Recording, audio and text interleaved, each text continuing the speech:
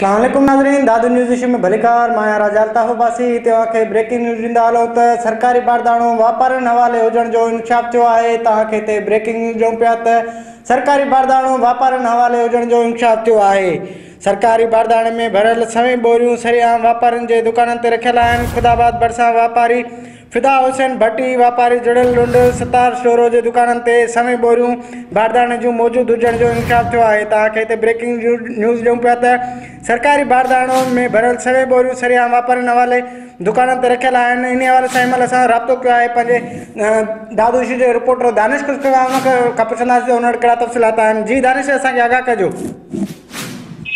जी बिल्कुल अल्ताफ, दादू में सरकारी बारदानो वापारनि हवाले कयो वियो आहे। सरकारी बारदाने में भरियल सवे कणिक जूं बोरियूं सरेआम ख़ुदाबाद जे स्टॉप ते वापारियुनि जे दुकाननि ते पियल आहिनि, जिन्हनि जा फुटेज पिण दादू इशू जी टीम हथ करे वरिता आहिनि, जेके नाज़रीन जे मंज़र ते आहिनि त नाज़रीन ॾिसी सघनि था दादू इशू जी स्क्रीन ते। त उहे फुटेजनि ज़रिए ॾिसी सघे थो त ख़ुदाबाद स्टॉप ते जेके वापारी आहिनि फिदा हुसैन भट्टी ऐं वापारी जुड़ियल लुंड ऐं वापारी सतार शोरो जे दुकाननि ते सवे कणिक जूं बोरियूं जेके सरकारी बारदाने में कणिक भरियल सरेआम रोड ते पई आहे, जंहिं सबबि जेके आबादगार आहिनि उन्हनि खे बारदानो न ॾिनो वियो आहे। इहो इंकशाफ थियो आहे त ख़ुदाबाद सेंटर जो इंचार्ज आहे रजू पवर, उन पारां जेको बारदानो आहे उहो वापारियुनि हवाले कयो वियो आहे। गरी रिश्वत एवज़ ऐं पैसनि एवज़ उहो रजू पवर जेको आहे जेको इंचार्ज आहे गोदाम जो, उन वापारियुनि हवाले करे छॾियो आहे, जेके सरेआम कणिक सां उहे सरकारी बारदाने में कणिक रखे दुकाननि ते ख़रीदो फरोख्त कनि पिया।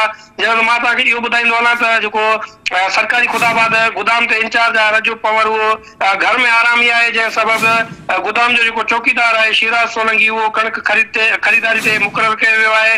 जेको चौकीदार आहे सरकारी उहो कणिक जेका आहे उहा गोदाम ते ख़रीद करे पियो ऐं उनजो हिसाब किताब ॾेती लेती करे पियो। जॾहिं त जेको इंचार्ज आहे रजू पवर उहो घर आरामी आहे। ही हिकिड़ी अफ़सोसनाक जो अमल आहे त जेका सरकारी बारदानो आहे उहो वापारियुनि हवाले कयो वियो आहे। जेको सिंध जे आबादगार तोड़े दादू ज़िले जे आबादगारनि सां हिकु वॾी नाइंसाफ़ी आहे, ज़ुल्म आहे, जो उन्हनि जो बारदानो जेको आहे उहो टकनि एवज़ जेके सरकारी गोदामनि जा इंचार्ज आहिनि उहे उन्हनि वापारियुनि हवाले करे छॾियो आहे। जी अल्ताफ, वॾी महिरबानी दानिश, तव्हां असांखे आगाह कयो। नाज़रीन, तव्हांखे हिते ब्रेकिंग न्यूज़ ॾियूं पिया त ख़ुदाबाद भरिसां वापारी फिदा हुसैन भट्टी वापारी जुड़ियल लुंड सतार शोरो जे दुकान ते सवे बोरियूं बारदाने जूं मौजूद हुजण जो इंकशाफ थियो आहे।